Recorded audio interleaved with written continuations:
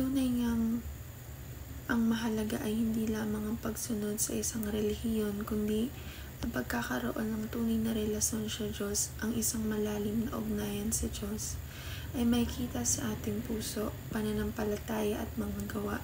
Hindi ito nasusukat sa dami ng ating panalangin o pagdalo ng mga seremonyang pangrelihiyon, kundi sa kung paano natin isinasabuhay ang pag-ibig, pagpapatawad at kabutihan sa ating kapwa.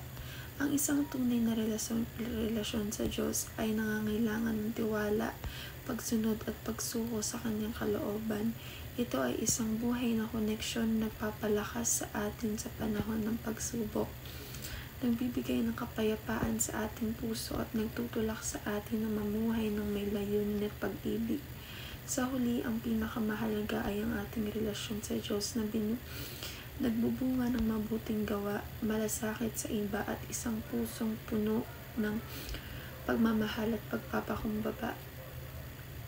Sa John chapter 3 verse 3, sinasabi ni Jesus kay Nicodemo, isang Pariseo at pinuno ng mga Hudyo, na katotohanang sinasabi ko sa iyo, maliban ang isang tao'y ipinanganak muli, hindi niya makikita ang kaharian ng Diyos dito. Binibigyang diin ni Jesus ang kahalagahan ng espiritual na bagong kapanganakan o pagiging born again. Hindi sapat ang pisikal na kapanganakan o pagiging relihiyoso upang makapasok sa kaharian ng Diyos. Kinakailangan ng isang personal na pagbabago, isang espiritual na muling pagsilang ng pamamagitan ng pananampalataya sa Kanya. Ang ipinanganak na muli ay nangangahulugan ng tunay na pagsisisi sa kasalanan, pagtanggap kay Jesus bilang Panginoon at tagapagligtas, at pagsunod sa Kanyang kalooban upang magkaroon ng buhay ng walang hanggan. Ang espiritual na pagbabago ay isang mahalagang hakbang tungo sa mas malalim na relasyon sa Diyos. Ito ay nangangahulugan ng pagsisisi sa kasalanan, pagtalikod sa lumang paraan ng pamumuhay at pagsunod sa kalooban ng Diyos. Ang tunay na espiritual na pagbabago ay nagdadala ng kapayapaan, kalinisan ng puso at isang bagong pananaw sa buhay. Maaari itong maranasan sa pamamagitan ng panalangin, pagbabasa ng salita ng Diyos, at pamumuhay ayon sa Kanyang mga utos. Ang Diyos ay laging handang tumanggap ng sino mang naghahanap sa Kanya ng may buong puso. Ang espiritual na pagbabago ay isang personal at makapangyarihang karanasan. Maraming tao ang nakakaranas ng pagbabago sa kanilang buhay nang matutunan nilang tunay na magtiwalas at magsuko sa Diyos. Minsan nagsisimula ito sa isang malalim na pagsisisi, isang pagkakaroon ng kamalayan sa mga pagkakamali at kasalanan, at isang desisyon na nagsimula ng bago.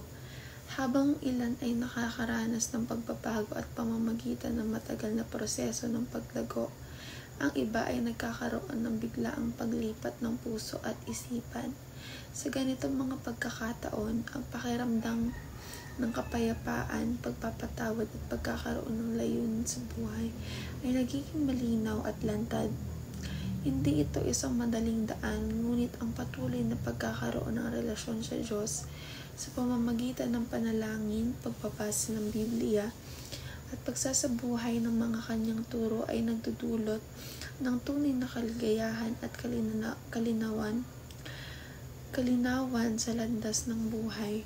Sa pamamagitan ng pagbabahagi ng ating mga karanasan, nakakatulong tayo sa iba na maghanap ng kanilang sariling espiritual na renewal at mahanap ang kanilang sariling relasyon sa Diyos.